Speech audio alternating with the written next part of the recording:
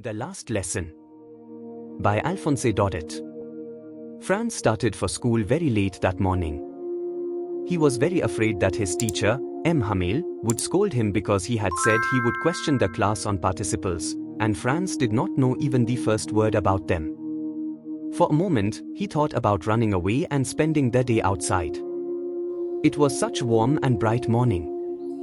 The birds were singing at the edge of the woods, and in the open field behind the sawmill, the Prussian soldiers were drilling. It all seemed much more interesting than studying grammar.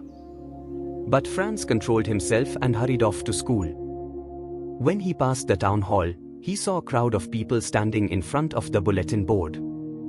For the past 2 years, all the bad news had come from there: the lost battles, the orders from the government, and the soldiers being sent to war. Franz thought to himself, what could be the matter now, but did not stop. As he hurried past, the blacksmith watched her, who was reading the bulletin with his apprentice, called out, "Don't run so fast, little boy, you'll get to school in plenty of time." Franz thought watcher was making fun of him and ran on quickly. When he reached Hamel's garden, he was out of breath. Usually, when school began, there was a lot of noise, the sound of desks opening and closing, lessons being repeated loudly, and the teacher's ruler tapping on the table. But that day it was completely quiet, like Sunday morning. Franz had hoped to enter the classroom quietly during the commotion, but everything was so still that he had to open the door and walk in front of everyone. He saw his classmates sitting in their places, and Hamel walking up and down with his iron ruler under his arm. Franz blushed deeply and felt very frightened. But Hamel spoke kindly, "Go to your seat quickly, little Franz. We were just starting without you." Franz jumped over the bench and sat down.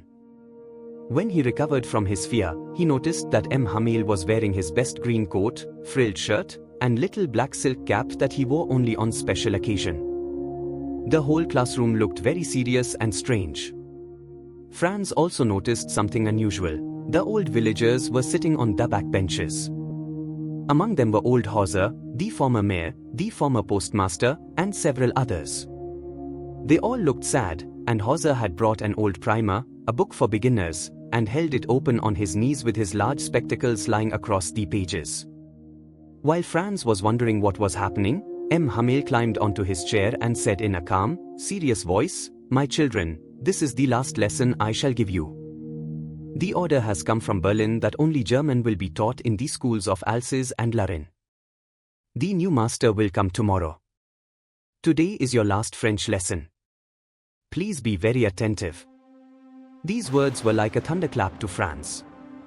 Now he understood what was written on the bulletin board. His last French lesson. He hardly knew how to write.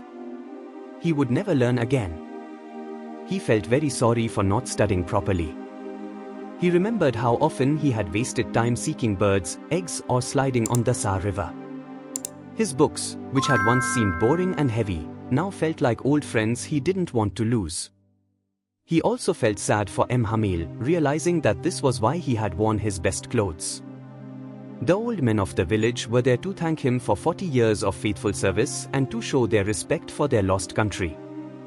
When Franz's name was called to recite, he wished he could say the rule for participles loudly and without mistake, but he got confused after the first few words. Hamel said gently, "I won't scold you, little Franz. You must already feel bad enough. See how it is, every day we say, 'I have plenty of time, I'll learn it tomorrow.' And now you see what happens. That's the great trouble with Alsace, people put off learning until tomorrow. Now others will say, 'You pretend to be French, yet you can neither speak nor write your own language.' But you are not the only one to blame, Franz. We all share the fault. Your parents wanted you to work on the farm or at the mills to earn a little money. And I too have often sent you to water my flowers instead of studying. And when I wanted to go fishing, I gave you a holiday." Then Hamel spoke about the French language, calling it the most beautiful, clear, and logical language in the world. He said that people must guard it carefully and never forget it, because when people are enslaved, holding on to their language is like having the key to their prison. Then he opened a grammar and started the lesson. Franz was surprised to see how easily he understood it. Everything seemed so simple. He listened more carefully than ever, and Hamel explained everything very patiently. It seemed as if he wanted to give them all the knowledge he had before leaving. After the grammar, they had a writing lesson. That day, Hamel had prepared new copies written in a beautiful round handwriting. France, Alsace, France, Alsace. They looked like small flags hanging on their desks. Everyone worked silently and seriously. The only sound was the scratching of pens on the paper.